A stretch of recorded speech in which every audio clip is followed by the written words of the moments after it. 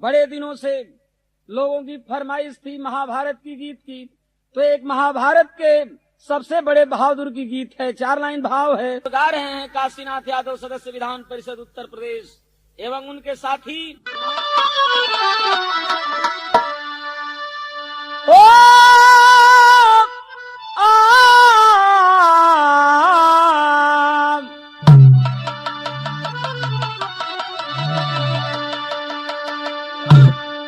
ईर्ष्या की अनल सदा जल रही, क्रूर कुरपत सदा लोभ में है सना। प्यार ममता को दिल से जुदा कर दिया, मद अहंकार पी कर नशीला बना।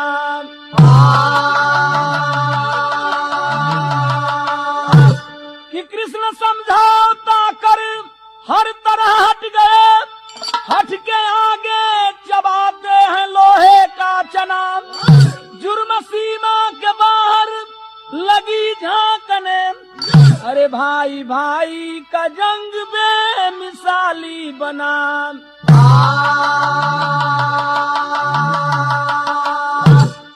पांडवों और कौरवों की सेना आमने सामने खड़ी है, लड़ाई का डंका बजने जा रहा है।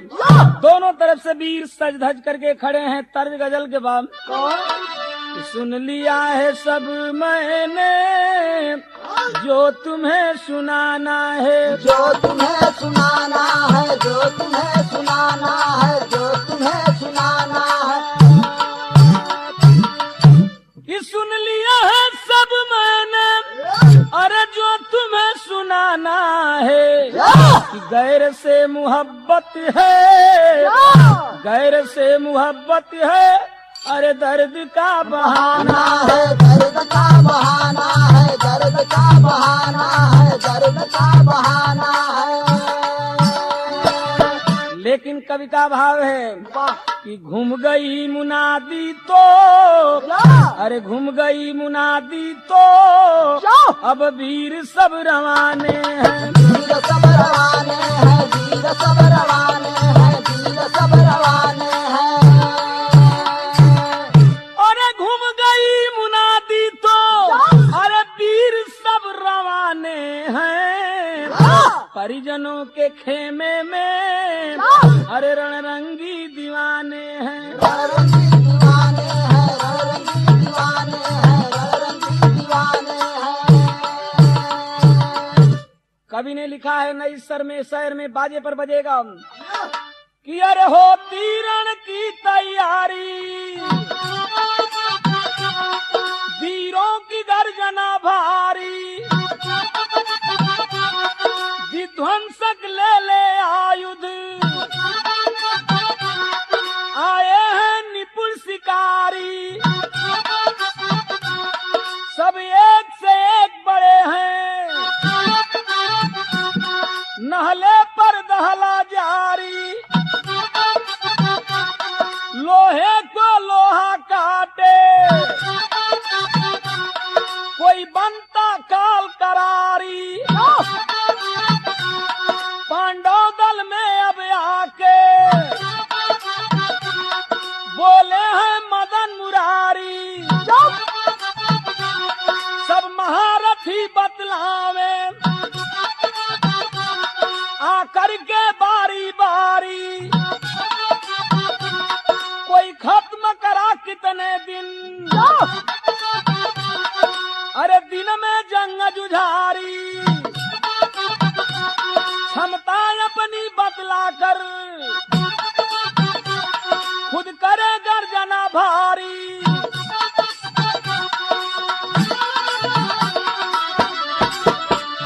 आज दोनों दल से सेना सज चुकी है। कृष्ण कन्हैया ने आकर के कहा कि है कोई इस महाभारत के अंदर, कितने दिन में यह लड़ाई खत्म कर देगा, कोई बता दे। साथियों कहने लगे, भाव है अरे बरबरी का छोटा मुन्ना, बरबरी का छोटा मुन्ना, अरे बने टम बम पुकारी। साथियों बरबरी नाम का एक लड़का कहने लगा कि भगवान जरा एक मेरी भी बात सुन लीजिए। तर्जु है बात कि मैंने किया है तुमसे प्यार, मेरा दिल तेरा आशिकी। मैंने किया है तुमसे प्यार रे मेरा दिल तेरा आशिकी। मैंने किया है तुमसे प्यार रे मेरा दिल तेरा आशिकी। कहने लगा, सुन लीजिए कि बाझ से बटेर नहीं, आप लगे अधेर नहीं, मुसरी लग होता कभी, सांप का बसेर नहीं, शेर का न होता है सियार हो, लाल बोलाया कड़ी के।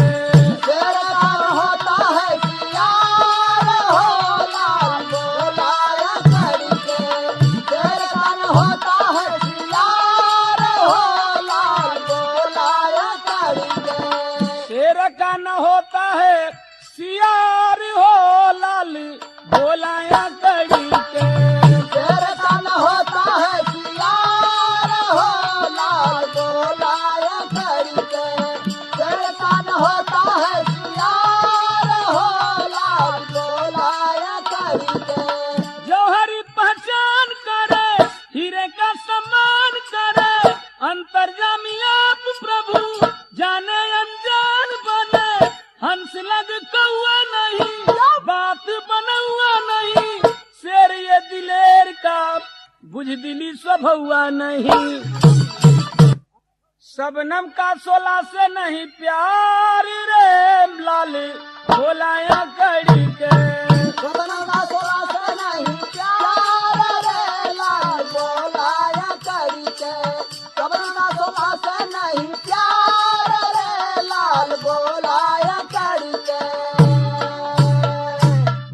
अरे भैया, कहने लगा बरबरी कि अरे भगवान, आप सब कुछ जान करके क्यों अनजान बनते हैं? वाह, बहादुर का लड़का गीदड़ नहीं बन सकता, और शेरनी कभी सियार को पैदा नहीं करती है। और मैं बात बनाने वाली नहीं कह रहा हूँ, एक बात सुन लीजिए। अरे सागर शर्मा के गगरी हो गया, अरे राम सागर शर्मा के गगरी हो गया, करेंगे एक ही सर में प्रलय सी न उजागरी। अरे नौनिहाल की बात सुनी, अब हो जदवीर अधीर कहा, छोटा मुंह बड़ी बात सुनाया, अरे दो अब कोई नजीर कहा। कि पत्ते पत्ते में दाग करूं, एक बार उठा कर वीर कहा, प्रभु पत्ता पग दाब दाब तले, कहे छोड़ो अपना तीर कहा।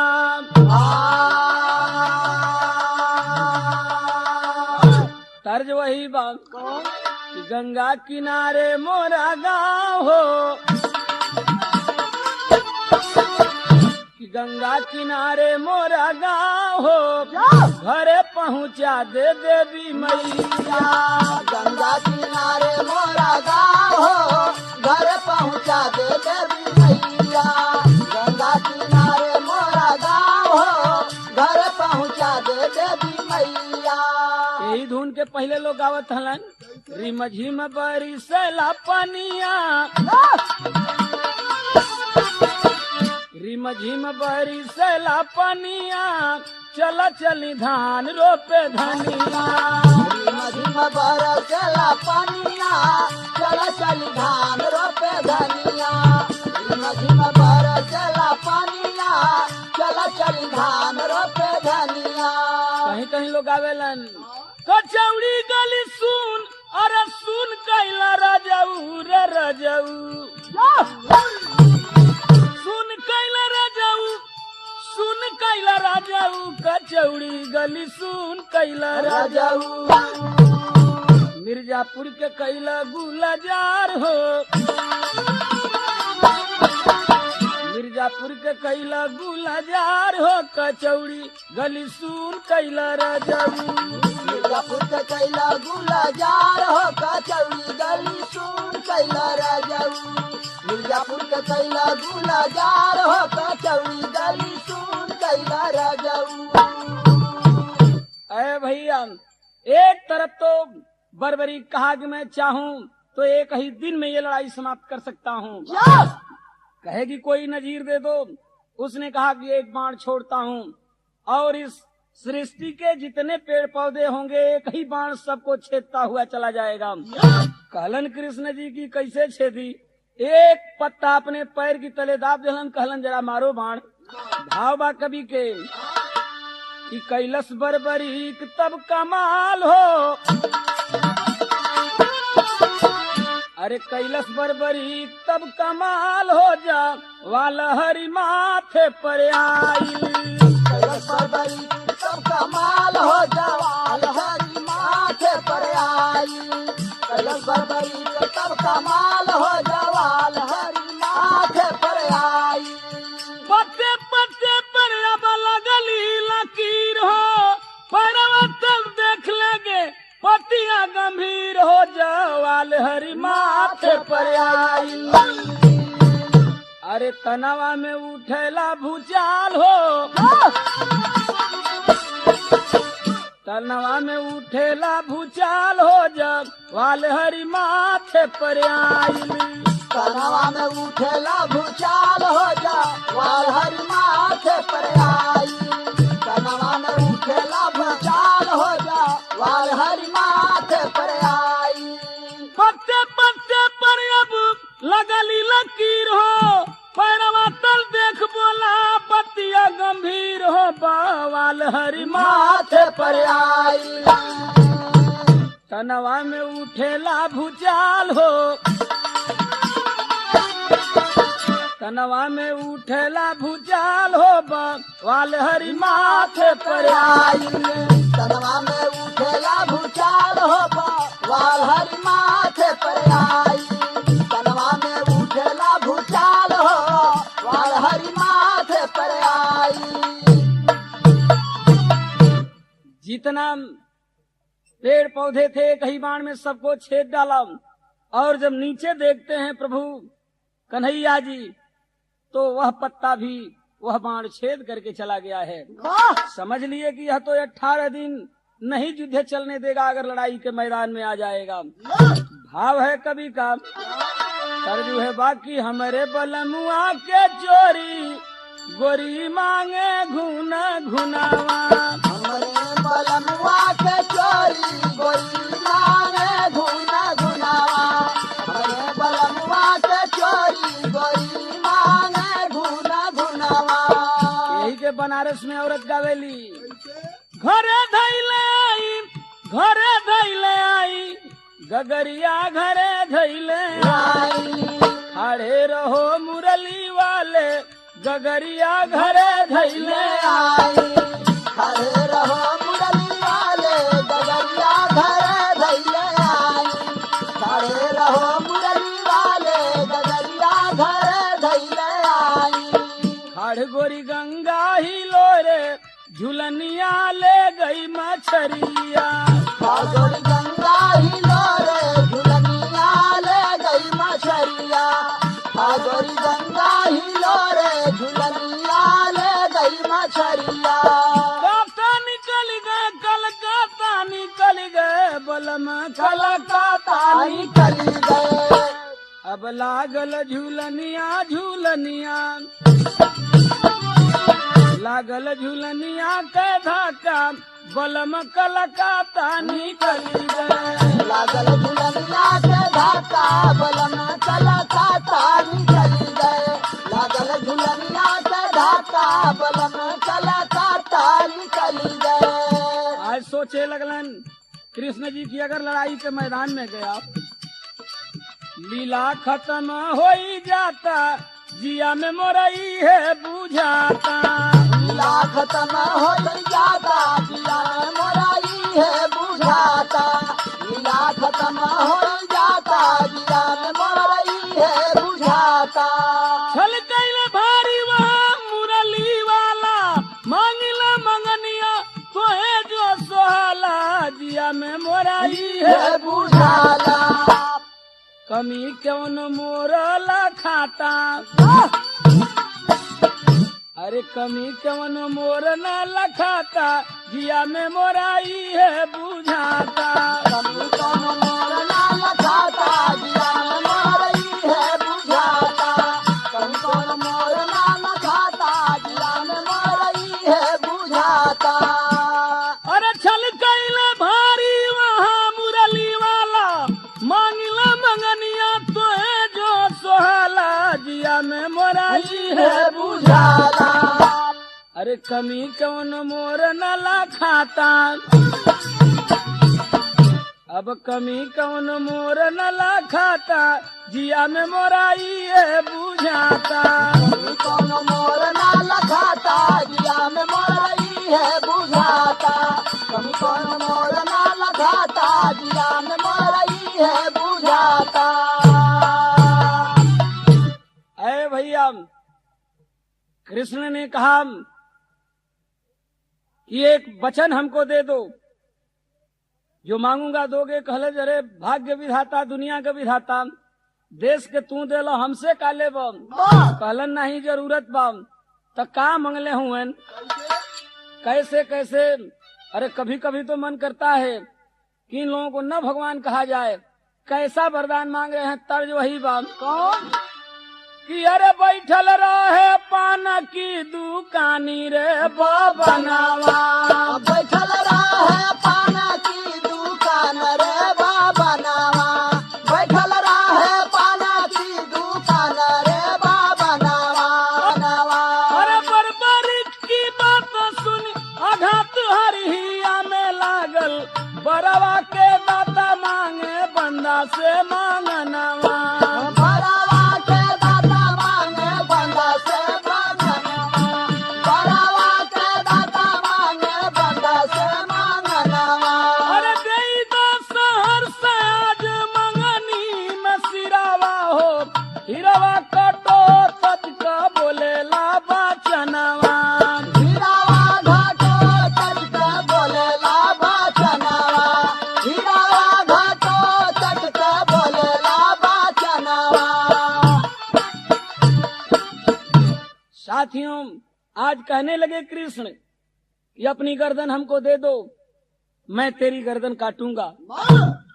कलश ऊ घटोत कच्च कलई का, जौना का नाम रहल बरबरीक। खेरे प्रभु ई का मांग ले हला तरज बाम। अरे दिन गिन गिन गईली, अरे हार हो पिया भइल सपनावा। दिन दिन दिन गई हार हो पिया भाई ले सपनावा। दिन दिन दिन गई हार हो पिया भाई ले सपनावा। भइल सपनावा हो, भइल सपनावा। भाई ले सपनावा हो भाई ले सपनावा। भाई ले सपनावा हो भाई ले सपनावा। दिन गिन गिन गईली, दिन दिन गिन गईली, हार हो पिया भइल सपनावा। दिन दिन दिन गई हार हो पिया भाई ले सपनावा। दिन दिन दिन गई हार हो पिया भाई ले सपनावा।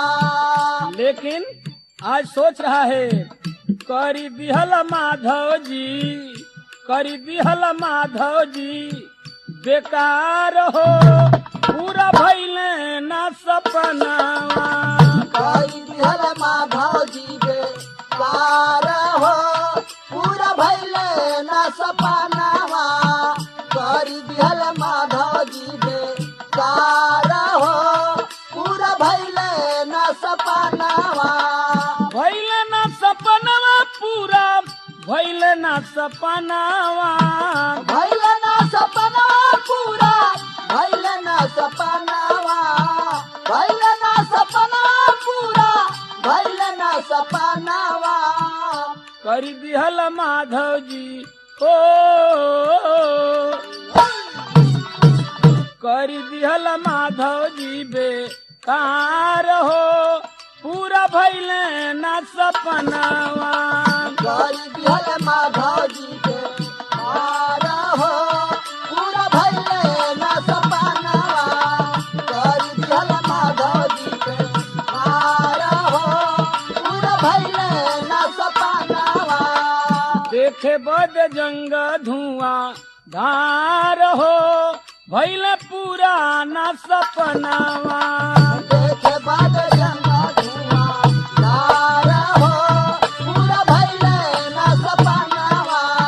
देखे बाद जंगा धुआं धार हो पूरा भइले न सपनावा।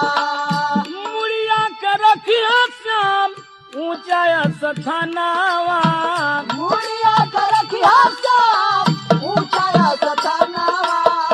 मुड़िया कर रखिया श्याम ऊंचा सथनावा। कौन वीर कैसे लड़ी देख भर नया नावा।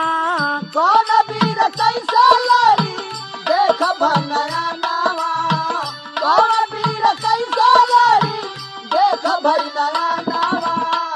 ये हमरे बाटे हो ये हमरे अंतिम बाबी चार हो पूरा भइले ना सपनावा। ये बात अंतिम चार हो पूरा भइले न सपनावा। ये बात अंतिम चार हो पूरा भइले न सपनावा। भइले ना सपनावा पूरा भइले ना सपनावा। भइले न सपनावा पूरा भइले न सपनावा। भइले न सपनावा पूरा भइले न सपनावा। ये हमरे अंतिम बाबी चार हो पूरा भइले ना सपनावा। ये बार अंतिम चार हो पूरा भइले न सपनावा। ये बार अंतिम चार हो पूरा भइले न सपनावा। लेकिन साथियों कवि का कहना है एक लाइन। अरे काम क्रोध मद लोभ माया की गठरिया भैया। काम क्रोध मद लोभ माया की गठरिया भैया। काम क्रोध मद लोभ माया की गठरिया भैया। सब कर समय से टूटे मद अहंकार। अरे बात बान जे करी आमे लागी गईले भैया। बात बान जयकारी आमे लागी गईले भैया। बात बान जयकारी आमे लागी गईले भैया। आ इंसान खातिर लागे तिरिया चमार। अरे भैया बर्बरीक ने कहा कि मेरी मुड़ी काट लीजिए, लेकिन मेरी हार्दिक इच्छा थी कि मैं महाभारत की लड़ाई देखता। आखिर साथियों ऊंचे स्थान पर ले जाकर के रखने की इच्छा जाहिर कर दिया कि जरा मैं महाभारत की लड़ाई तो देख लूं। ऊंचे शिखर पर ऊंची चोटी पर बर्बरीक की मुड़ी पड़ी हुई है और इधर महाभारत की लड़ाई चालू हो गई। कितने दिन तक चली कि 18 दिन भीषण करारी जंग भैली भैया। 18 दिन भीषण करारी जंग भैली भैया। 18 दिन भीषण करारी जंग भैली भैया। मुड़िया देखेली सब नैना के पसार। अरे बड़े बड़े जंगा में जवान जूझ गईले भैया। बड़े बड़े जंगा में जवान जूझ गईले भैया। बड़े बड़े जंगा में जवान जूझ गईले भैया। पांचों पांडव बचे संग में मदन मुरार। अरे पांचों अनुजा में अहंकार भैले भैया। पांचों अनुजा में अहंकार भैले भैया। पांचों अनुजा में अहंकार भैले भैया। अपने अपने बाहुबल का करला प्रचार। अरे हम करते में तकरार भैलिए भैया, हम कराते में तकरार भैले भैया, हम कराते में तकरार भैले भैया। अब पांचों के मूड़ी लगन पूछले मुरार। इधर 18 दिन महाभारत की लड़ाई चली, कौरव मार दिए गए, पांडव जीत गए। मेरे साथियों आज हल्ला करने लगे कि कौन सबसे बड़ा महाभारत के अंदर वीर था। जब झगड़ा हो गई, कृष्ण आ गई, कहलन हम का बताई, चलो एक बहादुर इस लड़ाई को देख रहा था, वही बताएगा कि कौन बड़ा बहादुर था इस महाभारत के अंदर। कि अरे कितना पानी कवनी वीर में, अरे थामे लगल है देखल नैनवा से लाल सब बतावे लगल। देखल नैनवा से लाल सब बतावे लगल, देखल नैनवा से लाल सब बतावे लगल। अरे पहला दूसरा तीसरा दर्जा वीरों का बतलाया, अश्वस्थामा कर्ण कुरुपति भीम दोयम दिखलाया। कि अरे दूसरी श्रेणी में अब वीर गिनावे लगल, देखल नैनवा से लाल सब बतावे लगल। देखल नैनवा से लाल सब बतावे लगल, देखल नैनवा से लाल सब बतावे लगल। कि अव्वल आधा अर्जुन आधा भीम बलि दिखलाए, एक नंबर का वीर अभिमन्यु रण अंदर हम पाए। कि तीसरा नंबर सगर वीरन के सुझावे लगल, देखल नैनवा से वीर सब बतावे लगल। देखल नैनवा से वीर सब बतावे लगल, देखल नैनवा से वीर सब बतावे लगल। सभी मिलाकर महाभारत का जंग रहल छलकारी। अरे जितना कैला माया तोहरी रहली विपिन बिहारी। सुन के पांचों भागे मनवा झुकावे लगल, देखल नैनवा से लाल सब बतावे लगल। देखल नैनवा से लाल सब बतावे लगल, देखल नैनवा से लाल सब बतावे लगल। गागर में गागर शर्मा के गगरी हो गया, भोला शिव दर्शन कवि काव्य कला में आगर सागर शर्मा के गगरी हो गया।